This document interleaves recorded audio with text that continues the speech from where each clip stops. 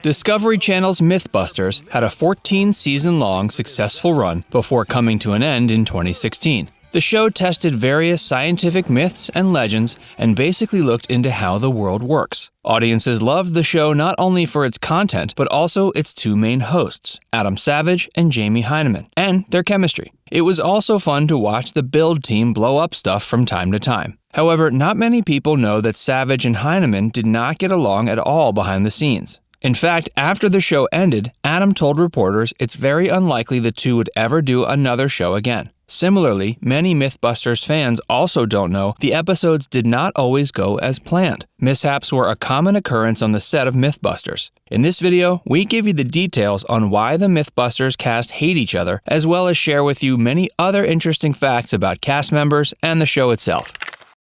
Jamie Hyneman ran away from home when he was just 14. During an interview, Adam Savage and Jamie Hyneman were asked what led them to become so interested in science. While Savage shared a few stories about how his hands-on approach often had him run into trouble with his teachers at school and parents at home, Hyneman surprised audience members by sharing he was a problematic child who ran away from home at the age of 14 and went hitchhiking through the country. Well, he may have been a difficult child, but he came around eventually and changed into a responsible adult.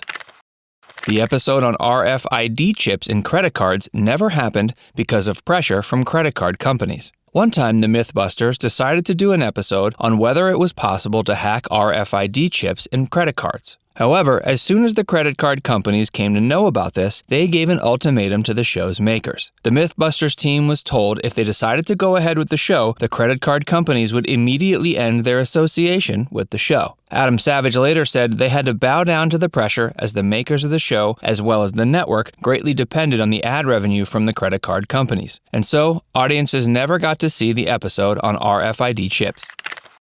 Mythbusters did a full show just on farts. Throughout its run, the show members maintained a good camaraderie with the executives of the Discovery Network. The network gave show members full freedom to do whatever they wanted, so it's not surprising that Mythbusters once did a show that was entirely on farts. However, there were certain restrictions as well. The team members weren't allowed to say certain words to keep the show family-friendly. Adam and Jamie do not like working with each other and will never do a show together in the future. Adam and Jamie appeared together on every episode of The Mythbusters between 2003 and 2016, and therefore, fans may be surprised to know the two never got along well with each other. They also never tried to hide this fact. In an interview in 2015, Adam said openly that though he and Jamie have known each other for over 25 years, they're two different people who don't connect much on a personal level. He further shared that the two have never gone to dinner together or hung out with each other. So what allowed them to work together for almost 15 years? According to Adam, they respect each other's attitude towards work and while on the set, tried their best to keep their ego low, which is the only thing that worked out for them. So, would they be open to doing another show with each other? Well, to this question, Adam's answer was a straightforward no. Why? According to Adam, while they respect each other, they also make each other go insane. In fact, Adam also said the two enjoyed their time apart quite a lot after the show went off the air in 2016. Are you a Mythbusters fan? Do you know about the time when a Mythbusters experiment went wrong and the explosion shook many homes in the nearby town? If not, stay with us. We'll tell you all about the incident in a little bit. Meanwhile, if you're enjoying this video, don't forget to like and subscribe to our channel. No one knows what happened during one particular episode. After filming one particular episode, Grant, Carrie, and Tori destroyed all the footage from that episode. More importantly, everyone who was present on the set was told to never talk about what happened during that day. The team also alerted the government about the findings. It said the episode had something to do with homemade bombs, and when the Defense Advanced Research Projects Agency asked the team about the experiment, Mythbusters told them about everything they had discovered during the episode, which audiences never got to see. Grant Imahara drew a lot of criticism for doing a McDonald's ad. In 2014, Grant Imahara was approached by McDonald's to feature in one of their ads. Imahara liked McDonald's food and therefore he agreed to do the commercial. However, after it appeared on TV, he drew a lot of criticism from his fans, especially parents. Parents were surprised to see a science guy sell out to an unhealthy fast food chain for money. Everyone started taking sides. John Oliver even made fun of Imahara on national television.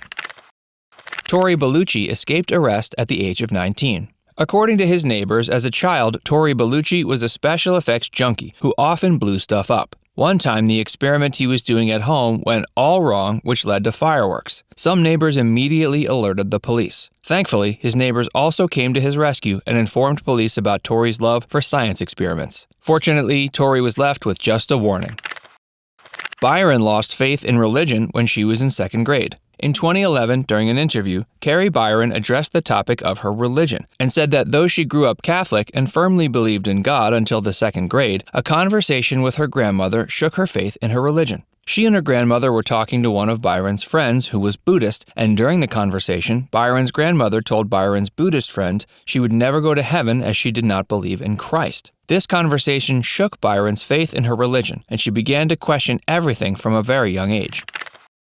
Chris Hackett from the Mythbusters spin-off was arrested for carrying around a bomb. Chris Hackett is an adjunct professor at New York University who contributes regularly to various science magazines. He was also chosen to be a contestant on the spin-off of Mythbusters. Hackett's unconventional projects had often drawn attention. However, he was never seen as a dangerous man until he was arrested by Brooklyn police for carrying around an object that looked like a bomb. His lawyer later released a statement saying that the bomb he was carrying was a non-explosive piece he was building for an art exhibit. One Florida student was arrested for setting off a bomb he had learned to make from Mythbusters. In 2012, Christian Barnes Duke, a student at the Florida Institute of Technology, set off a homemade explosive bomb inside his dorm. When police arrived on the scene, Christian told them he had learned how to make the bomb from watching an episode of Mythbusters. His lawyer further added he was just testing what he had seen on television and had no intention of hurting anyone. However, police weren't convinced, and Duke was sent to jail on a bail bond of $10,000. In Florida, one person refused to take a sobriety test because of Mythbusters. On September 12, 2012, Dustin Edward Carpenter was asked by a St. Lucie County sheriff to take a breathalyzer test as Edward smelled heavily of booze and couldn't even speak or stand properly. Dustin refused to take the test, and his reason had something to do with Mythbusters. Mythbusters had once done an episode on breathalyzers and concluded it was impossible to cheat the test. So Edward knew that if he took the test, he would end up in jail. Not surprisingly, I have seen this on Mythbusters and therefore won't do this isn't a legit reason, and therefore Edward was compelled to take the test. He failed and was immediately arrested. The Esparto accident made it difficult to hide the show's location. All those involved in the filming of the show, as well as local authorities, made it a point to hide from the Esparto's residents the show's presence to maintain privacy. So for the longest time, the people of Esparto had no idea Mythbusters was filmed in their town. However, during the filming of one episode, a huge incident happened at the set, which shook homes and broke windows. Thankfully, there were no reports of any injuries or damage whatsoever. It's surprising no one was hurt after the cannonball incident.